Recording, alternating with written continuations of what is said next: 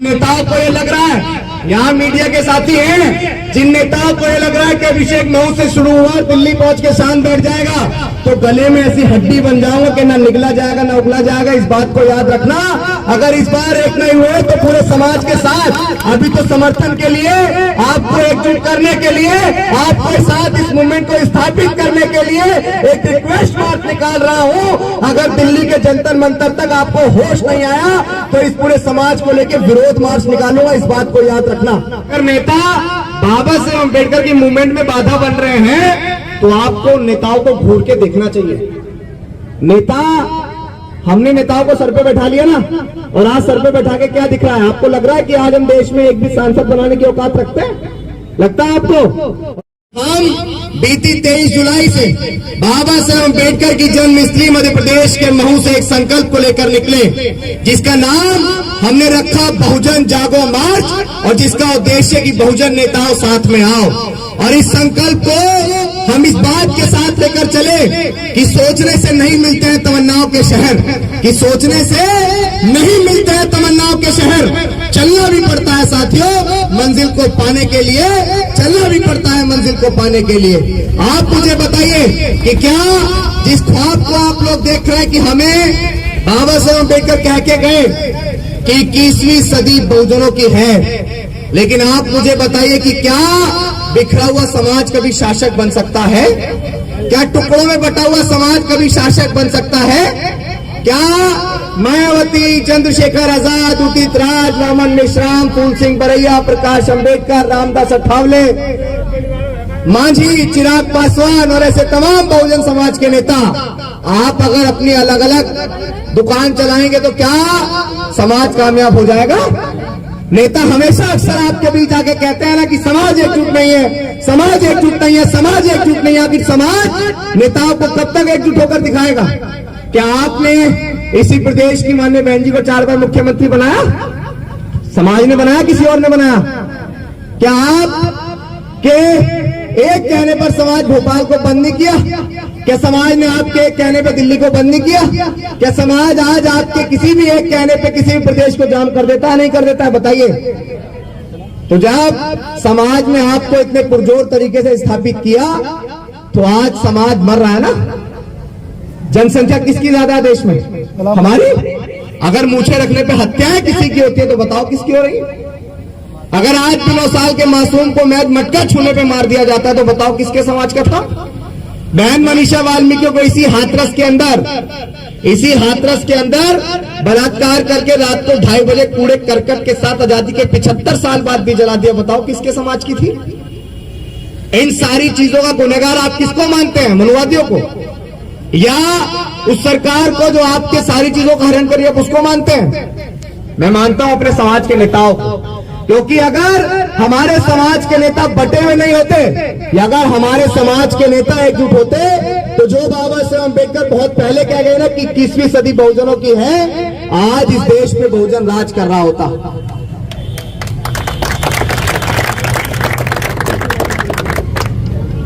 गले हुए लोहे को औजार बनाने वाले, गले हुए लोहे को औजार बनाने वाले, अपने आंखों के आंसुओं को अंगार बनाने वाले, और हमें तो कर रखा है हमारे नेताओं ने मजबूर, वरना हम हैं इस मुल्क की सरकार बनाने वाले।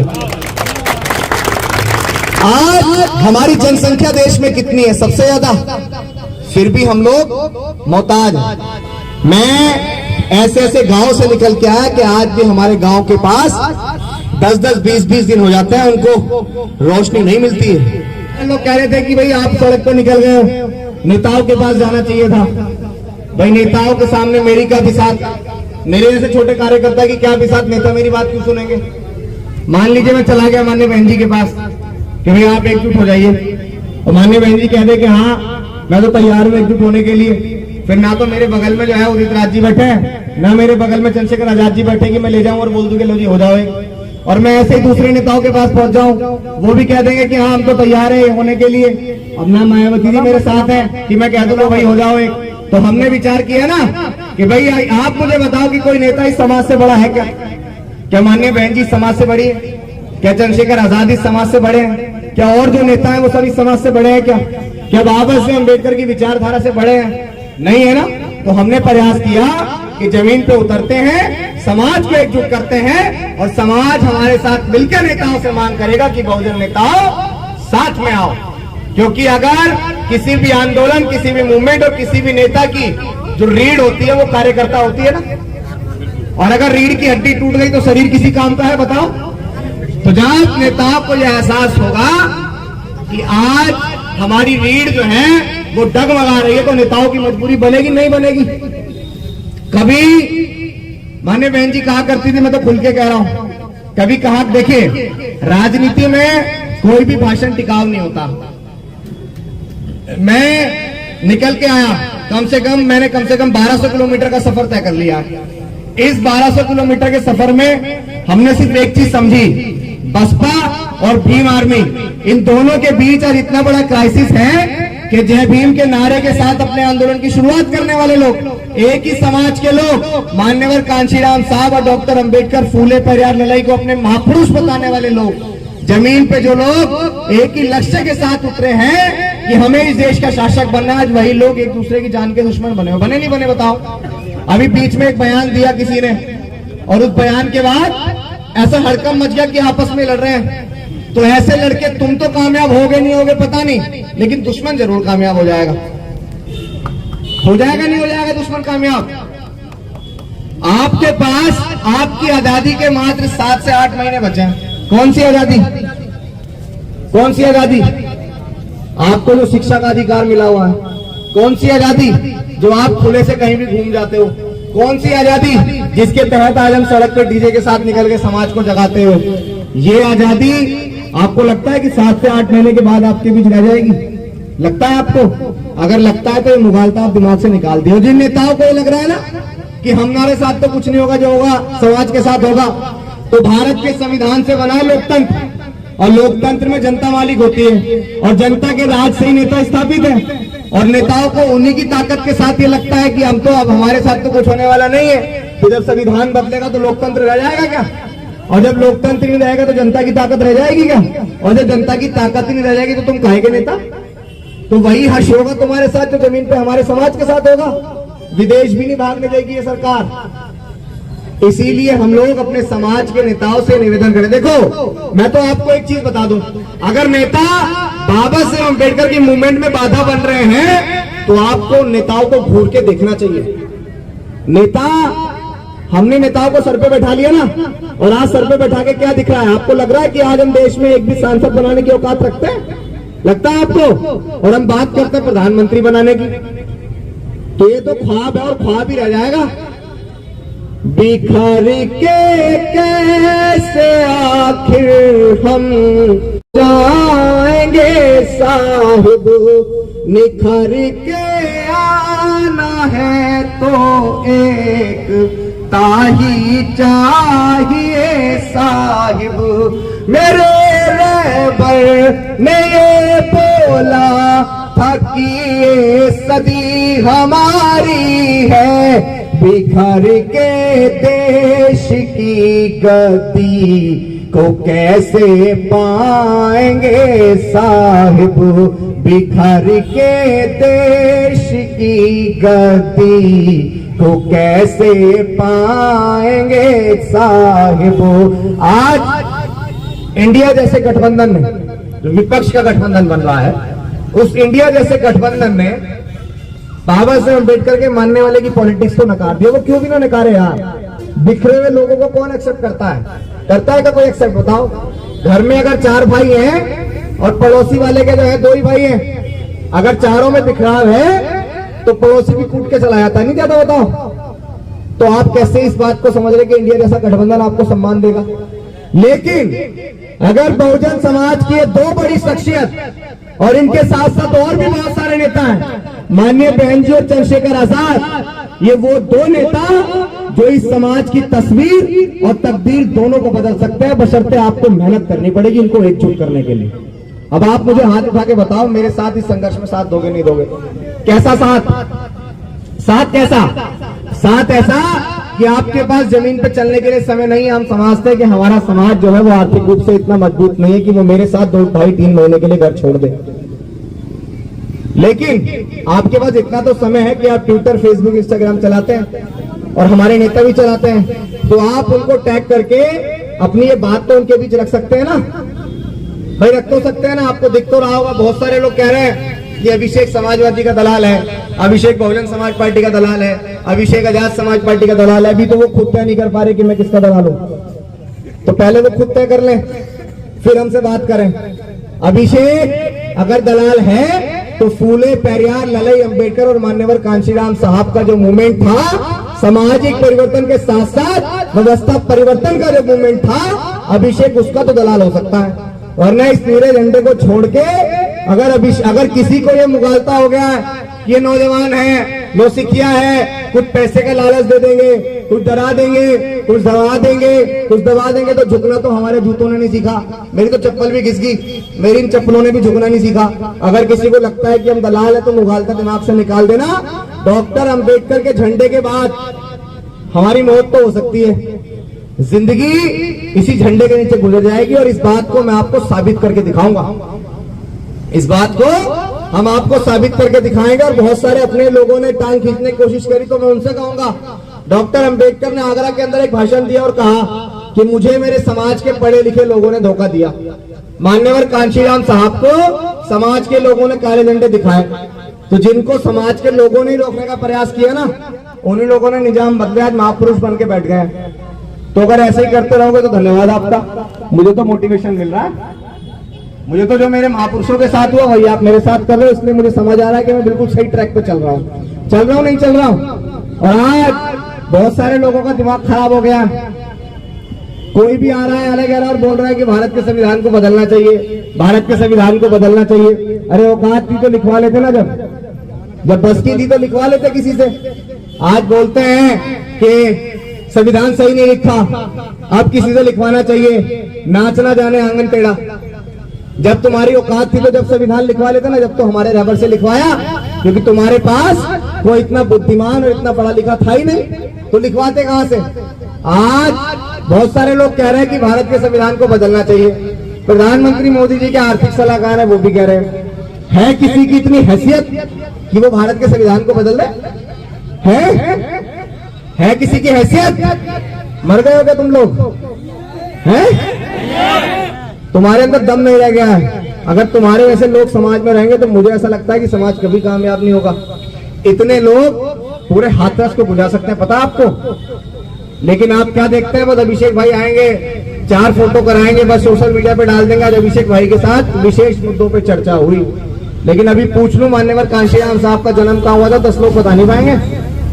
अभी पूछ लूं डॉक्टर अंबेडकर ने पीएचडी की डिग्री कहां से हासिल की, तो बता नहीं पाएंगे आप लोग। बिना शिक्षा के आपके पास कुछ भी नहीं है। जब तक आप लोग शिक्षा हासिल नहीं करेंगे आपको कुछ नहीं मिलेगा। ये बात जमीन पर रह के समझ आई। और आज आपका भाई पढ़ता भी है, मूवमेंट को गहराई से जानता भी। क्या आपने कभी एनिलेशन ऑफ कास्ट, जिस दस्तावेज को पढ़ के 21वीं सदी के महानायक तैयार हुए मान्यवर कांशीराम साहब, क्या आपने कभी उस दस्तावेज को पढ़ने का प्रयास किया? जानते हैं कितने लोग जानते हैं एनिलेशन ऑफ कास्ट के बारे में, जाति के बिजनेस के बारे में जानते हैं? देखो एक भी नहीं जानता यहाँ। ये मूवमेंट चलाएंगे भाई सब। मान्यवर कांशीराम साहब ने चमचा युग लिखी थी, पढ़ी किसी ने? नहीं पढ़ी। ललई सिंह यादव ने सच्ची रामायण लिखी, पढ़ी किसी ने? नहीं पढ़ी। बिना पढ़े आप लोग मूवमेंट को चलाएंगे। और हम लोग क्या बोलते हैं कि हम लोग भारत के संविधान के रक्षक हैं। तो रक्षक बनने के लिए पहले संविधान को पढ़ तो लो यार। अभिषेक का ग्लैमर देखा, उसके साथ चलने वाली भीड़ देखी, कभी ये देखा कि वो किस तरह की बातें बोलता है समाज के बीच। बिना पढ़े क्या हम बोल सकते हैं? यहाँ बड़े बुजुर्ग और बहुत सारे लोग बैठे, चलो तुम नहीं पढ़े, लेकिन तुम्हें ये कह दूं, हो इस तरह हौसले आजमाया करो, मुश्किलें देख कर मुस्कुराया करो, दो निवाले भले कम ही खाया करो, अपने बच्चों को लेकिन पढ़ाया करो, अपने बच्चों को लेकिन पढ़ाया करो। आप मुझे बताओ, पुरखों की गरीबी को अगर कोई मिटाती तो क्या मिटाती? शिक्षा बोलते हैं ना कि यार किसी के घर में एक भी सरकारी अफसर लग जाए तो फिर पीढ़ियां सुधर जाती हैं। वो कैसे लगेंगे? बिना पढ़े लग जाएंगे क्या? बहुत सारे लोग हमें रोकने का प्रयास कर रहे हैं, बहुत सारे लोग उलूल जुलू बातें कर रहे हैं। तो मैं तो एक बात कह के निकला घर से कि अभिषेक की सांस तो रुक सकती है। बहुत सारे लोगों ने मुझे कहा भी कि भाई अब कैसे निकलोगे, कैसे निकलोगे, कैसे निकलोगे। उन्हें भी समझ आ गया कि यार ये जिद्दी बहुत है, अगर इसने कोई बात कह दी तो रुकता नहीं। और आपका भाई रुका ही नहीं। जितने मैंने जिले कहे उतने जनपदों को करते आया। हो सकता है कि रास्ते बीच में एक आध बढ़ गए, जैसे कासगंज, और भी बहुत सारे जनपद थे जो बढ़ गए, लेकिन कम नहीं हुए। ओ हार जाऊंगा मैं, सोचना छोड़ दो, ख्वाब टूटूंगा ये देखना छोड़ दो, हार जाऊंगा मैं, सोचना छोड़ दो। इस मिशन के लिए जा भी कुर्बान है, रुक मैं सकता नहीं, रोकना छोड़ दो, रुक मैं सकता नहीं। कि राह में खतरे भी हैं मगर ठहरता कौन है? मौत कल आती आवाज आ जाए डरता कौन है? और तेरी लश्कर के मुकाबिल में अकेला हूं मगर फैसला तो मैदान में होगा साहब कि मरता कौन है। फैसला तो मैदान में होगा कि मरता कौन है। जिन नेताओं को ये लग रहा है, यहाँ मीडिया के साथी हैं, जिन नेताओं को ये लग रहा है कि अभिषेक मऊ से शुरू हुआ दिल्ली पहुंच के शान बैठ जाएगा, तो गले में ऐसी हड्डी बन जाऊंगा कि ना निकला जाएगा ना उगला जाएगा। इस बात को याद रखना। अगर इस बार एक नहीं हुए तो पूरे समाज के साथ अभी तो समर्थन के लिए, आपको एकजुट करने के लिए, आपके साथ इस मूवमेंट को स्थापित करने के लिए एक रिक्वेस्ट मार्च निकाल रहा हूं। अगर दिल्ली के जंतर मंतर तक आपको होश नहीं आया तो इस पूरे समाज को लेकर विरोध मार्च निकालूंगा। इस बात को याद रखना। जिन नेताओं को ये मुगालता हो गया है कि मेरे ऐसा नौजवान अगर संघर्ष कर रहा है तो वो घर जाके शान बैठ जाएगा, तो इस समाज ने आपको स्थापित किया, ये समाज आपको जमीन पे भी ला सकता है। इस बात को याद रखना। मैं और मेरे साथी जो गरीबी में, जो अपने परिवार की दुख तकलीफों छोड़ के इस मूवमेंट में निकल गए हैं, कुछ लोग साथ न देकर हम पर आरोप लगा रहे हैं। जब सर का पसीना पैरों पे आता है ना, तब एहसास होता है कि कितनी तकलीफों के साथ हम इस मूवमेंट को निकाल रहे हैं। दिल्ली के जंतर मंतर पे एक ऐसा सलाब लाएगा कि हम आज ये संघर्ष अपनों के साथ है। और आज मुझे कड़वी बात इसलिए बोलनी पड़ गई कि साथ तो नहीं दे रहे हैं, लेकिन अंदर खाने ऐसी बात जरूर पता लग रही है जो कचोट रही है, एहसास करवा रहे हैं कि मूवमेंट आखिर क्यों बिखरा। बाबा साहब अम्बेडकर ने 4-4 बच्चों की कुर्बानियां इसलिए नहीं दी कि आज आप समाज के नेता बनके और नेताओं को भूल जाए। मान्यवर कांशीराम साहब कभी घर नहीं गए, मान्यवर कांशीराम साहब ने कभी सत्ता नहीं रखी, मान्यवर कांशीराम साहब ने कभी धन संपत्ति नहीं रखी, मान्यवर कांशीराम साहब ने कभी शादी नहीं करी, मान्यवर कांशीराम साहब किसी की खुशी में नहीं गए, किसी की गमी नहीं गए। मान्यवर कांशीराम साहब ने वो त्याग किस लिए दिया? इसलिए कि आज आप आसानी से मूवमेंट दुश्मन को खाने दें। 2024 के बाद आपको लग रहा है कि हमें वोट डालने का अधिकार रहेगा नहीं रहेगा? लग रहा है आपको? नहीं रहेगा। लेकिन जो लोग आज भारत के संविधान को खत्म करने की बात कर रहे हैं, उनको आखिरी में एक शायरी बोल के अपनी बात खत्म करूंगा। जय भीम। कि हम अम्बेडकरवादी है बेटा, कि हम अम्बेडकरवादी है बेटा। जिस दिन औकात पे आ गए ना तो तुम्हारी सारी गर्मी झाड़ देंगे। और बाबा साहब को गाली मत देना दोबारा, कि संविधान को बदलने की बात मत करना दोबारा, वरना जितनी तुम्हारी लंबाई, कि हम भी औकात भूल गए ना, तो जितनी तुम्हारी लंबाई है उससे दुगना जमीन में गाड़ देंगे। जय भीम, जय भारत, जय संविधान।